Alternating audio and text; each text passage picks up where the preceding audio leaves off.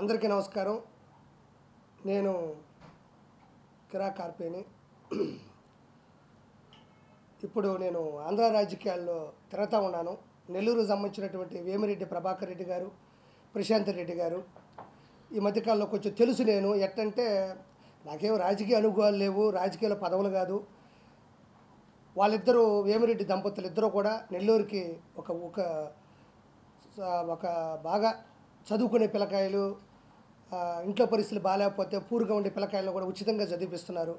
వాళ్ళకి ఉచితంగా హాస్పిటల్ పెట్టారు, కోట్ల రూపాయలు ఖర్చు పెట్టి. అదేవిధంగా ఉమ్మడి నెల్లూరు జిల్లాలో 10 నియోజకవర్గాల్లో 38 మండలాల్లో కూడా వాళ్ళు 130 వాటర్ ప్లాంట్లు పెట్టి 24 గంటలు సర్వీసింగ్ వెళ్తున్నారు. సర్వీస్ కూడా ఉంటుందన్నమాట. ఆ విధంగా వాళ్ళు నెల్లూరుకి చాలా చేసినారు. వాళ్ళు చదువుకునే వాళ్ళ దగ్గర పనిచేసే వాళ్ళకు కూడా ఉచితంగా వాళ్ళ పిల్లకాయలకి చదువును అందిస్తున్నారు. సో ఇలా ఒకటే కాదు, తిరుపతిలో క్యాన్సర్ యూనిట్ స్క్రీనింగ్ బస్సును కూడా ఇచ్చినారు. ఈరోజు మొన్న శ్రీశైలం కావచ్చు, లేకపోతే కుల మతాలకు అతీతంగా ఏ పండగ అయినా సరే వాళ్ళ డబ్బులతో అక్కడ నెల్లూరులో పండగ జరగాల్సిందే. వాళ్ళు వివాదరహితులు, సౌమ్యులు, వాళ్ళు చాలా మంచి వ్యక్తులు, గొప్పవాళ్ళు. వాళ్ళు ఈరోజు ప్రత్యక్ష రాజకీయాల్లోకి వచ్చారు కాబట్టి వాళ్ళతో నేను తిరగాలని వెళ్ళాను. సో అందరు దానివల్ల తెలియాల్సి వచ్చింది. సో వాళ్ళ మీద ఉన్న గౌరవం, ప్రేమ నన్ను నెల్లూరులో కొంచెం రాజకీయాల్లోకి వెళ్ళే అవకాశం నాకు దక్కిందంటే దానికి ఇప్పుడు మాట్లాడబోయే వాటికి సంబంధం లేదు.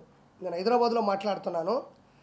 సో ఇప్పుడు జగన్మోహన్ రెడ్డి అనే వ్యక్తి డిపాజిట్లు కూడా లేకుండా ఓడిపోబోతున్నాడు. ఆల్రెడీ పాస్పోర్ట్లు కూడా మొత్తం రెడీ చేసుకొని చెన్నై నుంచి చెన్నై వెళ్ళేవాళ్ళు, బెంగళూరు నుంచి బెంగళూరు వెళ్ళేవాళ్ళు, ముంబై నుంచి వెళ్ళేవాళ్ళు కూడా మొత్తం ఉన్నారు. విజయసాయి ఫస్ట్ మొదటగా ఓడిపోయే ఎంపీ సీటు నెల్లూరులో A2 క్యాండిడేట్ అయినటువంటి విజయసాయి రెడ్డి, అదేవిధంగా ప్రసన్న కుమార్ రెడ్డి ఓడిపోతాడు, బొత్స సత్యనారాయణ గారు ఓడిపోతారు, అనిల్ కుమార్ యాదవ్ ఓడిపోతాడు. ఇలా ఒక్కరు కూడా డిపాజిట్లు లేకపోకుండా అందరూ ఓడిపోవడానికి గల రీజన్ ఏంటంటే అందరూ కూడా రౌడీ రాజకీయాలని ప్రోత్సహించడం, గంజాయితో పిల్లకాయలను ఎంజాయ్ చేయమని చెప్పడం, దాంతోపాటు విచ్చలవిడిగా ఇసుక దందాలు, భూ కబ్జాలు, వాళ్ళకి ఇష్టం వచ్చినట్టు చేయడం, ఆ పిల్లకాయల్ని రెచ్చగొట్టడం, వాళ్ళ మీద రౌడీయిజం ప్రవర్తనలు చేయడం. ఈరోజు ఆంధ్రప్రదేశ్ ఏమాత్రం కూడా అభివృద్ధి చెందకుండా వెనకబడిపోవడం, అదేవిధంగా తను ఇచ్చిన మేనిఫెస్టో 2019 ఇచ్చింది ఒకటి కూడా చేయకపోవడం, జనాల్ని రెచ్చగొట్టి అది పనిగా పేటీఎం బ్యాచ్లకు డబ్బులు ఇచ్చి ఇంట్లో ఆడవాళ్ళ మీద బూతులు తిట్టించడం, ఇవన్నీ కూడా జగన్మోహన్ రెడ్డి స్వయం కృపాదం అని చెప్పుకోవాలి. ఈరోజు ఓటమికి కారణం. సొంత బాబాయిని కూడా ఆస్తి కోసం తన భార్య భారతీరెడ్డి ప్రోత్సాహంతో, అవినాష్ రెడ్డి సహాయంతో సొంత బాబాయ్ వివేకానంద రెడ్డిని వెనక ముందు కూడా చూసుకోకుండా సొంత రక్తం కూడా తెలియకుండా చంపేసి ఆ రక్తాన్ని దగ్గరుండి చూడడం, సొంత చెల్లి షర్మిల గారు అంత కష్టపడి తను పార్టీ కోసం ఆయన జైల్లో ఉంటే గురువు గారు A1 ఆవిడకి ఎటువంటి పదవి ఇవ్వకుండా, ఒక మహిళను చూడకుండా ఆవిడని ఇష్టారాజ్యంగా తిట్టి ఏరే వాళ్ళకు డబ్బులు ఇచ్చి బెదిరించడం, ఇంకొక చెల్లి సునీత గారు కూడా చేస్తున్నా కూడా ఆవిడని కూడా బెదిరించడం, సొంత అమ్మ అంటే 5 సంవత్సరాల క్రితం ఫస్ట్ కత్తిపోటు, రెండోది వచ్చేసి గొడ్డలతో నరకడం. ఇప్పుడు కత్తిపోటు ప్లేస్లో రాయిని పెట్టాడు. ఇప్పుడు గొడ్డల ప్లేస్లో ఎవరిని చంపాలనుకుంటే ఒక్కరు కూడా దొరకడంలే. గులకరాయేమో కత్తిపోటు ప్లేసు, ఇప్పుడు చంపే ప్లేసులో ఎవరూ దొరకట్లేదు. వాళ్ళ అమ్మేమో అమెరికాకి వెళ్ళిపోయింది, ఇంకొక ఆవిడేమో ఫుల్ ప్రొటెక్షన్ కోసం ఇంకొక రాజకీయ నేపథ్యం ఎంచుకుంది, ఇంకొక ఆవిడేమో జనాలు అదిరుక్కుంటుంది ఆడ చంపేస్తాడని. అప్పుడు అంత అత్యంత దగ్గరగా ఉండేవాళ్ళు ఎవరు కూడా అతని నుంచి పారిపోయి ఇప్పుడు చచ్చిపోతే మనోడు సీఎం అవుతాడు, కానీ మనం చచ్చిపోవడం అవసరమా అని ఈరోజు చేయడం జరిగింది. వీటితో పాటు మేనిఫెస్టో పోగొట్టాడు. తర్వాత వచ్చేసి అందరికీ ఉద్యోగ అవకాశాలు అన్నాడు, ఒకడికే ఉద్యోగ అవకాశం లేదు. ఈరోజు జగన్మోహన్ రెడ్డి ప్రభుత్వంలో ఎంపీలు ఉన్నారు, మినిస్టర్లు ఉన్నారు, ఎమ్మెల్సీలు ఉన్నారు, ఎమ్మెల్యేలు ఉన్నారు. కానీ అంతకు మించి బూతులు ఎవడైతే తిడతాడో వాళ్ళకి పదవులు ఇచ్చి ప్రోత్సహిస్తున్నాడు. ఈరోజు నన్ను ఒక అమ్మాయి తిట్టింది, బూతులు తిట్టింది, మన భార్యని తిట్టింది, లేదా ఇంకోని తిట్టింది. ఈరోజు జగన్మోహన్ రెడ్డి అనే ఒక వ్యక్తి, ఒక A1 ఈ పేటీఎం కుక్కలకి ఇచ్చే డబ్బులు అభివృద్ధి మీద పెట్టున్నా కూడా ఈరోజు మంచి హాస్పిటల్ ఉండేటివి, స్కూళ్ళు ఉండేటివి, మంచి జాగృతి, మంచి సంస్కృతి ఉండేది. మన ఆంధ్రప్రదేశ్ కూడా ఒక రేంజ్కి వెళ్ళి ఉండేది. ఎంతసేపు ఇంట్లో ఉండే ఆడవాళ్ళు ఏం చేస్తారా, పిల్లకాయలు ఎందుకు త్వరగా పుట్టలేదు, వీళ్ళకి ఇంకా ఎందుకు పెళ్ళిళ్ళు అవుతున్నాయి, 3 పెళ్ళిళ్ళు ఎందుకైనాయి. ఈరోజు పవన్ కళ్యాణ్ గారికి 3 పెళ్ళిళ్ళు అంటున్నావు, దానివల్ల సమాజానికి ఇబ్బంది లేదు, వాళ్ళ కుటుంబానికి ఇబ్బంది లేదు. 3 పెళ్ళిళ్ళు చేసుకున్నా ఏం కాలేదు, కానీ నువ్వు ఒక్క పెళ్లి చేసుకుంటేనే మీ బాబాయ్ పోయాడు. నీ భార్య భారతీరెడ్డిని కూర్చోబెట్టి అవినాష్ రెడ్డిని పక్కన కూర్చోబెట్టుకుని ముగ్గురు కలిసి మీ బాబాయిని గొడ్డలతో కొట్టి చంపేశారని దయచేసి దస్తగిరే చెప్తున్నాడు పాపం, ప్రాణం మీదకి వచ్చినా కూడా. కాబట్టి ఇవన్నీ ఒక అవకాశాలు అయితే ఇప్పుడుండే పరిస్థితుల్లో ఎక్కువ ఉండేది ఏంటంటే, నేను మాట్లాడదలుచుకుంది దయచేసి వినాలి. మనకి 3 మతాలు ఉంటాయి ఎక్కువగా మన ఆంధ్రప్రదేశ్లో కానీ తెలంగాణలో. ఒకటి హిందుత్వం, మూడోది ముస్లిం, రెండోది ముస్లిం, మూడోది మనం తీసుకుంటే క్రిస్టియనిజం అని ఉంటుంది. మూడిటికి 3 పుస్తకాలు ఉన్నాయి. ఒకటి బైబిల్, ఒక ఖురాను, ఒక భగవద్గీత అవుతుంది. ముగ్గురికి దేవుళ్ళు ఉన్నారు, ముగ్గురికి ఒక ప్రేయర్ ఉంటుంది, మూడిటికి సెలవులు ఉంటాయి, మూడిటికి పవిత్రమైన దినం ఉంటుంది, మూడిటికి కూడా సమానమైన ఐకమత్యం మానవత్వం ఉంటుంది. జగన్మోహన్ రెడ్డి అనే వ్యక్తి ఏకదాటిగా చేస్తున్న పని ఏంటి అంటే, ప్రపంచంలో అద్వితీయమైన శక్తి ఉండేటువంటి దేవుడు, కలి యొక్క దైవత్వం, మన భారతదేశం ఒక హిందుత్వం, ఇది హిందూ దేశం. వెంకటేశ్వర కొండని సర్వనాశనం చేస్తున్నాడు. ఫర్ ఎగ్జాంపుల్, ఈరోజు కొన్ని వేల కోట్ల సంవత్సరాల నుంచి ఉండేటువంటి వెంకటేశ్వర కొండ మీద అన్నం ఎందుకు ఉడకట్లేదు? సరే పోనీలే, నేను ఒకసారి ఫోన్ చేస్తున్నాను, అడిగితే బాగోదు, ఒక పూటే కదా అని సర్దుకుంటుంటే, ప్రతి ఒక్కరూ దయచేసి కింద కామెంట్ రూపంలో తెలియజేయండి. వెంకటేశ్వర స్వామి భోజనము ఒక్కసారైనా, అంటే బయట తినేదానికి వెంకటేశ్వర స్వామి గుడి దగ్గరికి వెళ్ళి తినేదానికి తేడా ఏముంది? ఒకప్పుడు ఒక అద్భుతంగా ఉండేది ఆ పచ్చడి కానీ, ఆ ముందు పెట్టే లడ్డు కానీ. ఈరోజు అది పోయింది, వాంటెడ్గా చేస్తున్నాడు. ఒకప్పుడు తిరుమల దేవస్థానం యొక్క లడ్డు అంటే, ఆ లడ్డు మనం ఇంటికి తీసుకెళ్తుంటే ఊళ్ళో వాళ్ళు వెయిట్ చేసేవాళ్ళు, ఒరే ప్రసాద నాకు వచ్చి పెట్టని. ఈరోజు మా ఆఫీసులో ఉండే పని మనిషికి తిరుమల లడ్డు ఇస్తే అది తిరుమల లడ్డు కాదు అని 30 రోజులు వాదించింది నాతో. అది కాదు మా నిజంగా ఇను నిర్మలమ్మ అంటే, ఉండనా నువ్వు కామెడీ చేస్తున్నావు, అసలు తిరుమల లడ్డు ఎట్టుంటుంది, మేము హైదరాబాద్లో ఉన్నాం కదని యాక్టింగ్ చేస్తున్నాం అంటే, ఆ కవర్ తెచ్చి ఆ 2 తీసి నా దర్శనం టికెట్ చూస్తే నా నోట్లో ఊసింది. ఏందయ్యా మీ గవర్నమెంటు, వెంకటేశ్వర గుళ్ళో ఇచ్చే లడ్డు కూడా ఇంత కల్తీ అయిపోయిందంటే, ఏదైతే విశిష్టత ఉంటుందో దాన్ని కావాలనే వాంటెడ్గా చెడగొడుతున్నాడు. ఈరోజు హుండీలో ఉండే డబ్బుల్ని ఇప్పుడు పాపం మంగళసూత్రాలు వేసేవాళ్ళు ఉన్నారు, మెట్లు వేసేవాళ్ళు ఉన్నారు, కమ్మలు వేసేవాళ్ళు ఉన్నారు, ఒకసారి తన ఉద్యోగంలో వచ్చిన డబ్బులు మొత్తం వేసేవాళ్ళు ఉన్నారు. పవిత్రంగా దేవుడి చెంతకెళ్లాల్సిన డబ్బులు కూడా ఈరోజు నిలువు దోపిడీ అంటారు. అంటే ఉన్న పొలంగా ఏదైతే బంగారం దాన్ని వేసేస్తారు. అది చిన్న చితక విషయం కాదు.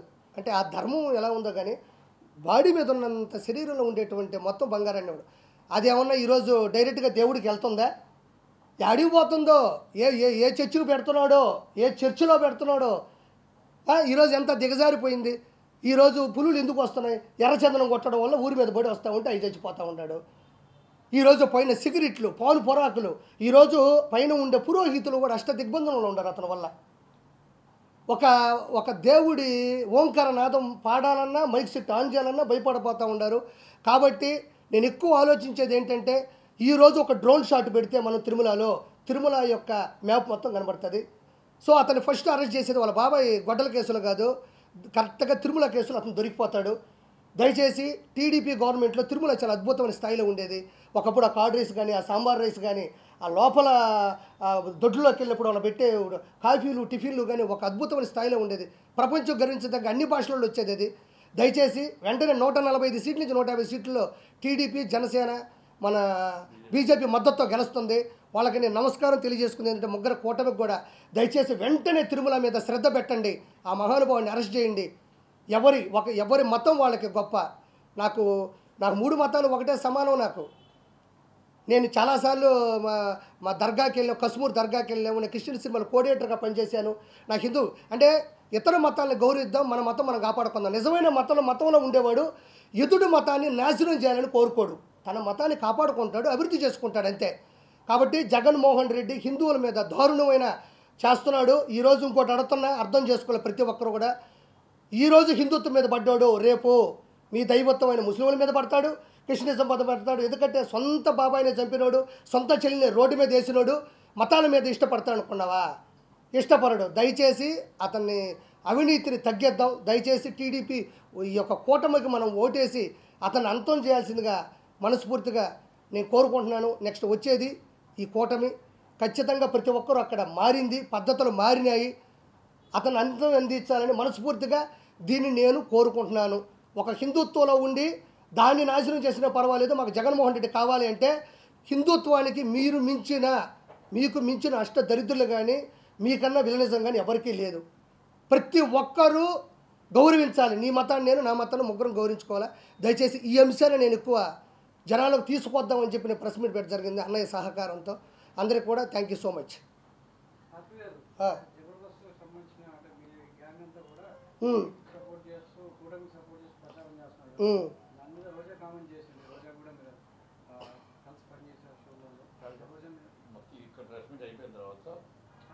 అడగండి, ఇదొక్కటి అడగండి. ఇప్పుడు నేను మమ్మల్ని గౌరవిస్తే మేము రోజా గారు అంటాం, మమ్మల్ని గౌరవించినప్పుడు నేను రోజా అంటాను. ఓకే, ఇప్పుడు రోజా ఏం మాట్లాడింది? ఆదియో నేనో లేకపోతే ఇంకొకరు పోయి చేస్తున్నావు అనింది.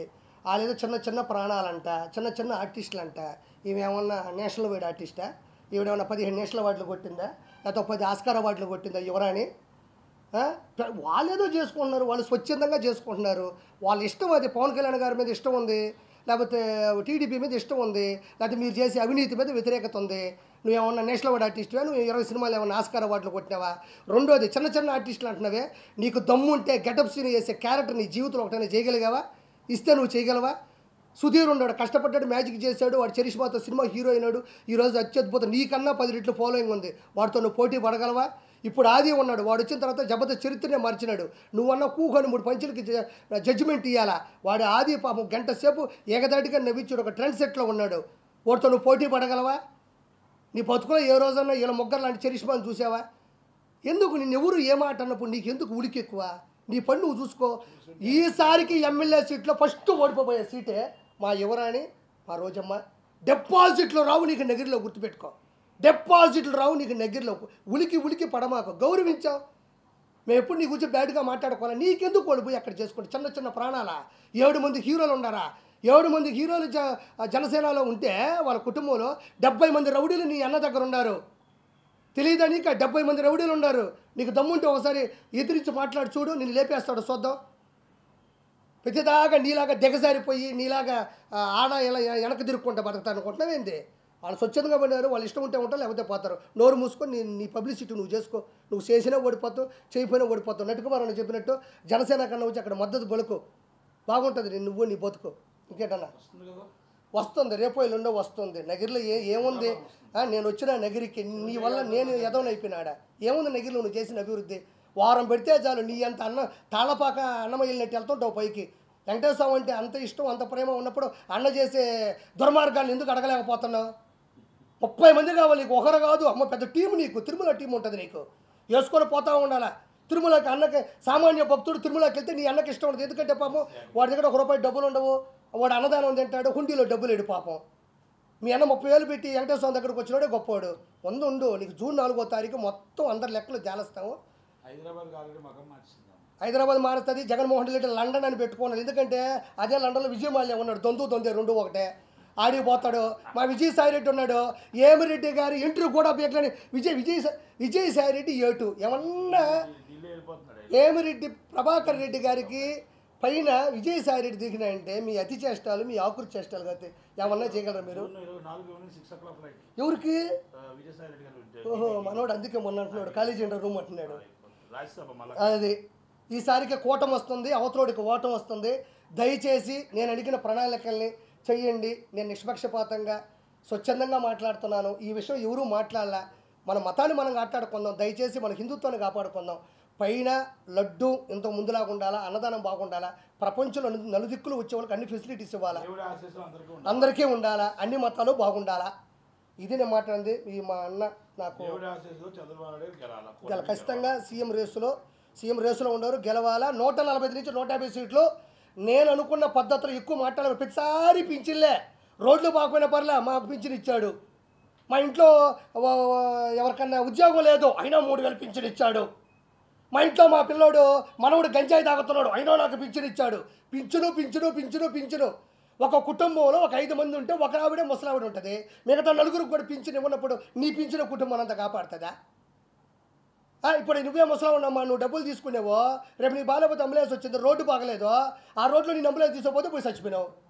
రోడ్లు బాగాలేవు, నీ పింఛన్ డబ్బులు నేను కాపాడుతుందా? అంబులెన్స్ వేగానే వేస్తుందా? నువ్వు ఏమైనా ఫ్లైట్ వేసుకుని వెళ్ళగలవు 3,000కి? నీ 3,000 కాదు, గుర్తుపెట్టుకో. నీ మనవరాలు చదువు కావాలా, నీ మనవుడు ఉద్యోగం కావాలా, అవతల వాళ్ళకి జాబు కావాలా, నీ ప్రాణం కూడా బాగుండాలా. ఒక్క పింఛను వల్లే కుటుంబాలు బాగుండవు. స్వార్థం తగ్గించుకొని అన్ని డిపార్ట్మెంట్ చెక్ చేసుకోండి. ఉంటా. సంతోషం.